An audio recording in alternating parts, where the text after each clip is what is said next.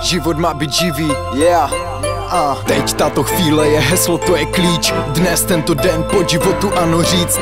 Základem šťastného života je smích. Pozitivní myšlení přinese štěstí víc. Dělám to pro zábavu, užít si ten dobrý pocit, dát vám nějakou kvalitu, ne ego tripy bullshit. Rozumně se zabavit, pozitivně naladit. Záleží je na vás, jak chcete tohle hodnotit. Energie proudí, proniká velkou rychlostí. To není ta z těch, co protíká ti přes prsty. Chci vám život zpříjemnit, svůj dobře využít. Koloběh tvorby hudby nechci jinak zneužít.